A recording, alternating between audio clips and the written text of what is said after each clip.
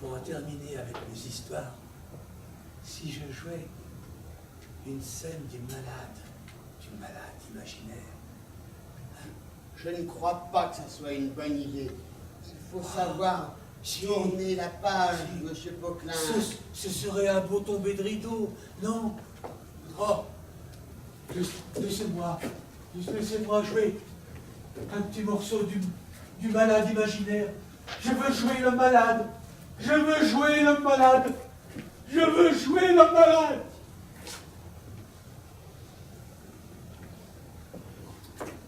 Notre Molière est bien mal en point.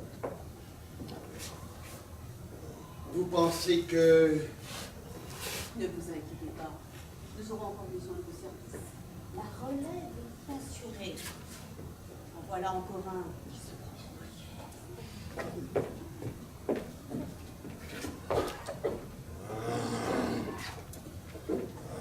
Toinette! Hein? Toinette! On y va. Oh, c'est notre carogne! Ah, Dion, trop soifait de votre impatience. Vous pressez si fort les personnes que je me suis donné un grand coup de la tête dans le coin d'un volet. Oh, la traîtresse! Il y a une heure! Tu m'as laissé! Ah, mais tais-toi donc, coquine, que je te querelle! Oh, ça non, après ce que je me suis fait. Hein? Si vous querellez, je pleurerai. Quoi? Il faudra encore que je n'ai pas le plaisir de la quereller? Oh, mais querellez tout votre sou, je le veux bien. Tu m'en empêches, chienne, en m'interrompant à tout coup. Mais si vous avez le plaisir de quereller, il faut bien que de mon côté, j'ai le plaisir de pleurer, chacun le sien, ce n'est pas trop? Quoi, coquine?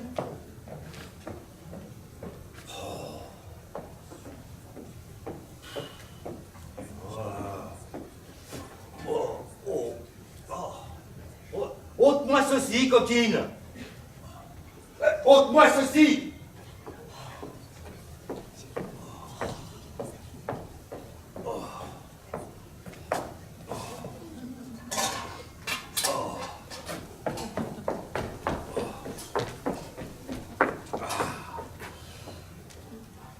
Mon lavement d'aujourd'hui a-t-il bien opéré?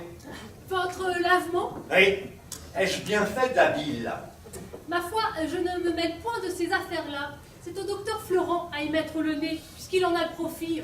Qu'on ait le soin de me tenir un bouillon prêt pour l'autre, que je dois tantôt prendre. Ce docteur Florent-là et cet autre monsieur Purgon s'égayent bien sur votre corps. Ils ont en vous une bonne vache à lait.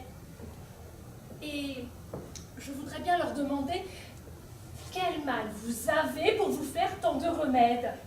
Taisez-vous, ignorante. Ce n'est pas à vous à contrôler les ordonnances de la médecine. Qu'on me fasse venir ma fille Angélique. J'ai à lui dire quelque chose. La voici qui vient d'elle-même. Elle a deviné votre pensée. Approchez. Angélique, vous venez à propos. Je voulais vous parler. Me voilà prête à vous ouïr. Attendez, donnez-moi mon bâton. Je reviens tout à l'heure. Oh, allez vite, monsieur. Allez, monsieur. Le docteur Florent vous a donné son remède. Toinette, Quoi? regarde-moi un peu. Eh bien, je vous regarde. Toinette, Eh bien quoi, Toinette? ne devines-tu point de quoi je veux parler? Oh, je m'en doute assez. De notre jeune amant. car c'est sur lui depuis 6 jours que roulent tous nos entretiens. Et vous n'êtes point bien si vous en parlez à toute heure. Je t'avoue que je ne saurais me passer de te parler de lui, et que mon cœur profite avec chaleur de tous les moments de sourire à toi. Mais dis-moi, condamnes-tu, Toinette, les sentiments que j'ai pour lui? Ah, je les garde. Ai-je tort de m'abandonner à ces douces impressions? Je ne dis pas cela. Et voudrais-tu que je fusse insensible aux tendres protestations de cette passion ardente qu'il témoigne pour moi? À Dieu ne plaise. Dis-moi, ne trouves-tu pas, comme moi, quelque chose du ciel, quelque effet du destin dans l'aventure inopinée de notre connaissance? Oui. Ne trouves-tu pas que cette action d'embrasser ma défense sans me connaître est tout à fait celle d'un honnête homme? Que ces discours comme ces actions ont quelque chose de noble? Cela est sûr. Ah, et qu'on ne peut rien entendre de plus passionné que tout ce qu'il nous dit. Il est vrai. Mais dis-moi, ma pauvre Toinette, croit-il qu'il m'aime autant qu'il me le dit? Eh, ces choses-là, parfois, sont un peu sujettes à caution. Les grimaces d'amour ressemblent fort à la vérité. Et j'ai vu de grands comédiens là-dessus. Antoinette, que dis-tu là? Hélas, de la façon qu'il parle, serait-il bien possible qu'il ne me dise pas vrai? En tout cas, vous en serez bientôt éclaircis. Et la résolution où nous écrivit hier qu'il était de vous faire demander en mariage est une prompte voie à vous faire connaître s'il vous dit vrai ou non. C'en sera là la bonne preuve. Ah, Toinette, si celui-là me trompe, je ne croirai de ma vie aucun homme. Voilà votre père qui revient. Oh. Ah. Oh, ça ma fille, je vais vous dire une nouvelle ou peut-être ne vous attendez-vous pas. On vous demande en mariage. Ah, vous riez. Ça va être plaisant, oui, ce mot de mariage. Il n'y a rien de plus drôle pour les jeunes filles. Hein. Nature, nature. Est-ce que je puis voir? Je n'ai que faire de vous demander si vous voulez bien vous marier. Ah, je dois faire, mon père, tout ce qu'il vous plaira de m'ordonner. Oh, je suis bien aise d'avoir une fille si obéissante. La chose est donc conclue, et je vous ai promise. Ah, c'est à moi, mon père, de suivre aveuglément toutes vos volontés. Ah, ma femme, votre belle-mère, avait envie que je vous fisse religieuse. La bonne bête a ses raisons. Ah, mais je l'ai emportée, hein, et ma parole est donnée. Ah, comme je vous suis obligée, mon père, de toutes vos bontés. Je n'ai point encore vu la personne, mais on m'a dit que j'en serais content. Et toi aussi, hein. Assurément, mon père. Comment l'as-tu vu? Ah, je ne faudrait point de vous le dire, que le hasard nous a fait connaître il y a 6 jours, et de l'inclination que dès cette première vue nous avons prise l'un pour l'autre. Ils m'ont pas dit cela. Mais j'en suis bien aise, hein, et c'est tant mieux que les choses soient de la sorte. Ils disent que c'est un grand jeune garçon bien fait, Ah oui, mon père, de belle taille, tout à fait, agréable de sa personne, sans doute, sage et bien né, assurément. et qui parle bien latin et grec. Lui, mon père? Oui, est-ce qu'il ne te l'a pas dit? Non, vraiment? Qui vous l'a dit à vous? Monsieur Purgon, Est-ce que Monsieur Purgon le connaît? la belle demande, il faut bien qu'il le connaisse, puisque c'est son neveu. Cléante, neveu de Monsieur Purgon? Quelle Cléante! Nous parlons de celui pour qui on t'a demandé en mariage. Et oui, Eh bien, c'est le neveu de Monsieur Purgon, mon médecin. C'est le fils de son beau-frère, lui aussi médecin, Monsieur Diafoirus. Et ce fils s'appelle Thomas Diafoirus et non pas Cléante. Et demain, ce gendre prétendu doit m'être amené par son père. Ben, qu'est-ce que là? Ben, te voilà tout ébobie. c'est mon père que je connais, que vous avez parlé d'une personne et que j'ai entendu une autre. Quoi, monsieur, vous auriez fait ce dessin burlesque et avec tout le bien que vous avez, vous voudriez marier votre fille à un médecin? Oui. Oh, d'où es-tu, coquine, impudente que tu es? Mon Dieu, tout doux, monsieur. Quelle est votre raison, s'il vous plaît, pour un tel mariage? Ma raison est que me voyant infirme et malade comme je suis, je veux me faire un gendre et des alliés médecins, afin de m'appuyer de bons secours contre la maladie, d'avoir dans ma famille les sources et remèdes qui me sont nécessaires et d'être à même des consultations et des ordonnances. Eh bien voilà, une bonne raison. Vous voyez, il y a plaisir à se répondre doucement les uns aux autres. Mais monsieur, mettez la main à conscience. Est-ce que vous êtes malade? Comment, coquine, si je suis malade, Eh bien oui, Oh, vous êtes impudente. malade. Ne nous querellons pas dessus. Oui, vous êtes fort malade, j'en demeure d'accord. Et plus malade que vous ne pensez, voilà qui est fait. Mais votre fille doit épouser un mari pour elle, et n'étant point malade, il n'est pas nécessaire de lui donner un médecin. Mais c'est pour moi que je lui donne ce médecin. Et une fille de bon naturel doit être ravie d'épouser ce qui est utile à la santé de son père. Mais votre fille, elle vous dira qu'elle n'a que faire de monsieur Diafoirus, ni de son fils Thomas Diafoirus, ni de tous les Diafoirus du monde. J'en ai affaire, moi. Outre que le parti est plus avantageux qu'on ne pense. Monsieur Diafoirus n'a que ce fils-là pour tout héritier. Et monsieur Purgon, qui n'a ni femme ni enfant, lui laisse tout son bien en faveur de ce mariage. Et monsieur Purgon est un homme qui a 8000 bonnes livres de rente. Il faut qu'il ait tué bien des gens pour s'être fait si riche. Monsieur, tout cela est bel et bon, mais j'en reviens toujours là. Votre fille doit épouser un mari pour elle. Elle n'est point faite pour être Madame Diafoirus. Et je veux, moi, que cela soit. Non, je suis sûre qu'elle ne le fera pas. Je l'y forcerai bien.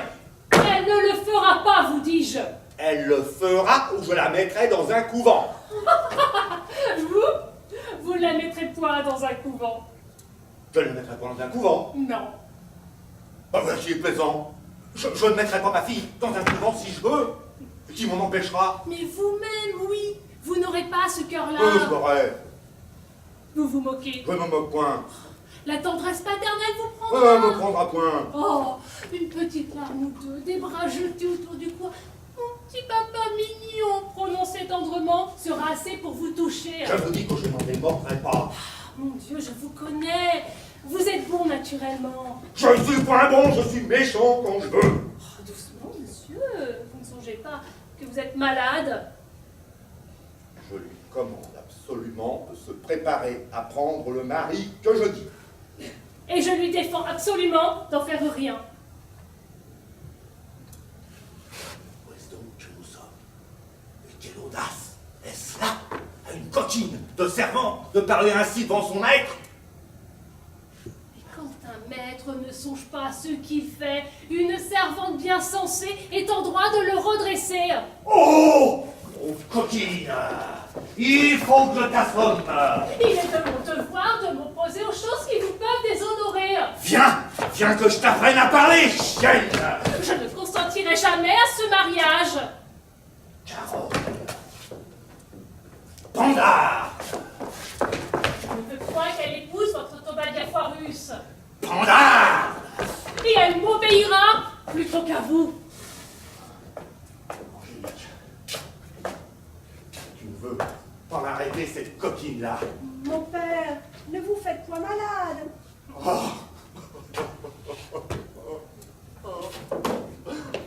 J'en puis plus. Oh, voilà pour me faire mourir.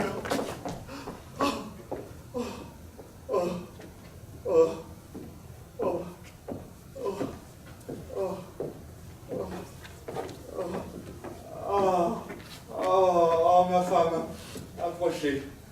Qu'avez-vous, mon pauvre mari? Venez-vous-en ici, à mon secours. Qu'est-ce que c'est donc qu'il a, mon petit-fils? Oh, mamie, Mon ami. on vient de me mettre en colère. Doucement, mon fils. Votre coquine de toilette est devenue plus insolente que jamais. Elle m'a fait enrager, mamie. C'est une impertinence. M'amour, cette coquine-là me fera mourir. Eh là, oui, là. Elle est cause de toute la bile que je fais. Ne vous emportez point tant. Il y a je ne sais combien que je vous dis de me la chasser. Mon Dieu, mon fils, il n'y a pas de servante et de serviteur qui ne leur défend. Celle-ci est adroite, diligente et surtout fidèle. Et vous savez qu'il faut de grandes précautions maintenant avec les gens qu'on prend. Oh là, Antoinette! Toi, Antoinette! Madame? Pourquoi est-ce que vous mettez mon mari en colère? Moi, madame? Je ne sais ce que vous me voulez dire. Je ne songe qu'à complaire à monsieur en toutes choses. Oh la traîtresse! Il nous a dit qu'il voulait donner sa fille en mariage au fils de monsieur Diafoirus. Je lui ai dit que je trouvais le parti fort avantageux pour elle, mais que je pensais qu'il ferait mieux de la mettre dans un couvent. Oh. Il n'y a pas grand mal à ça. Je trouve qu'elle a raison. Mamour, vous la croyez? C'est une scélérate. Elle m'a dit sans insolence. Bien, mamie, très bien, je vous crois. Toinette, donnez-moi des oreillers que je la pose dans sa chaise. Voilà, je ne sais comment. Vous faites bien votre bonnet sur vos oreilles. Il n'y a rien qui aurait eu le temps que de prendre l'air par les oreilles. Oh, Mamour, que je vous suis obligé de tous les soins que vous prenez de moi. Le petit-fils. Levez-vous, que je mette ça sous vous. Celui-là, pour vous appuyer. Cet autre-là, de l'autre côté. Celui-ci, derrière votre dos.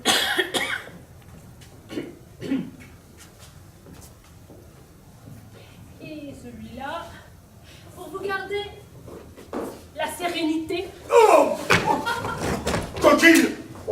Oh, tu veux m'étouffer? Je n'en puis plus. Qu'est-ce qu'il y a donc? Je n'en puis plus. Apaisez-vous un peu. Vous ne connaissez pas, Mamour, la malice de la pendarde. Elle m'a fait enrager. Elle m'a mis tout autour de moi. Et il ne me faudra plus de 8 médecines et de 12 lavements afin de réparer tout ceci. Ne vous emportez pas tant. Pauvre petit-fils. Oh, mamie, vous êtes toute ma consolation. Pour tâcher de reconnaître l'amour que vous me portez, je veux mon cœur, comme je vous ai dit, faire mon testament. Oh, ne me parlez pas de cela, je vous prie. Je me ferai souffrir cette pensée. Le seul mot de testament me fait défaillir. Je vous avais dit de parler pour cela à votre notaire. Justement, je l'ai dit. Oh, faites-le donc entrer, Mamour. Vous ne savez pas, mon ami, quand on aime bien un mari, on n'est pas en état de songer à tout cela. Approchez, monsieur de bonne foi, approchez. Prenez un siège, s'il vous plaît. Ma femme m'a dit, monsieur, que vous étiez fort honnête homme et tout à fait de ses amis. Je l'ai chargé de vous parler pour un testament que je veux faire. Elle m'a, monsieur, expliqué vos intentions et le dessein que vous faisiez pour elle. Et j'ai à vous dire là-dessus que vous ne sauriez rien laisser à votre femme par votre testament. Pourquoi? La coutume y résiste. Tout avantage, comme les femmes conjoints par mariage se peuvent faire l'un à l'autre, est un don mutuel entre vivants. Voilà une coutume bien impertinente. Qu'un mari ne puisse rien laisser à une femme dont il est aimé tendrement, qui prend de lui tant de soins. J'aurais envie de consulter mon avocat pour voir comment. Ce n'est pas les avocats qu'il faut avoir avis. Ce sont gens de difficultés. qui estiment que c'est un grand crime d'utiliser en fraude de la loi. Ce sont gens de difficulté, ignorants des détours de la conscience. Et d'autres personnes à consulter qui sont bien plus accommodants et qui peuvent rendre juste ce qui n'est pas permis, qui peuvent aplanir les difficultés d'une affaire par quelques détours indirects. Sans cela, nous ne ferions rien et il faut de la facilité dans les choses. Autrement, nous ne ferions rien et je ne donnerais pas un sou de notre métier. Ma femme m'avait bien dit, monsieur, que vous étiez fort habile et fort honnête homme, hein.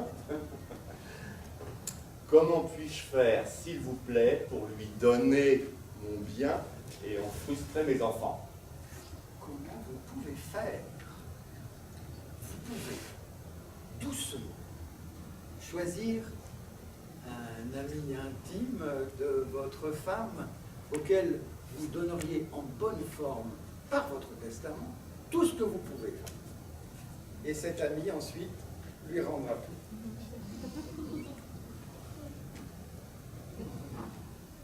Il ne faut pas vous tourmenter, c'est bien faute de vous, mon fils. Je ne saurais rester au monde. Oh, mamie! Et je suivrai vos pas pour vous prouver toute la tendresse que je Oh, ma chère femme! Oh, oh, oh, oh, mamie, comprenez-vous, je prie. Oh. Ces larmes ne sont point de saison. Oh, tout le Mais regret. les choses ne sont pas encore là. Vous ne savez pas ce que c'est qu'un mari qu'on aime tendrement. Tout le regret que j'aurai si je meurs, mamie, c'est de n'avoir point un enfant de vous. Monsieur Purgon m'avait dit qu'il m'en ferait faire un. Cela pourrait se faire encore. Et il faut faire, m'amour, mon testament de la façon dont monsieur dit. Mais, par précaution, je veux vous mettre entre les mains 20 000 francs en or que j'ai dans les lambris de mon alcôve. Et 2 billets payables au porteur. Oh, ne me parlez pas de bien. Combien dites-vous qu'il y a dans votre 20 000 francs, m'amour. Oh, je ne veux point de tout cela. Et de combien sont les 2 billets? Ah, ils sont l'un de 4 000 francs, l'autre de 6. Tous les biens du monde ne me font rien au prix de vous. Voulez-vous que nous procédions au testament? Oh, oui, monsieur. Mais nous serons mieux dans mon petit cabinet. Hein? Conduisez-moi, m'amour, je vous prie. Et c'est le fond.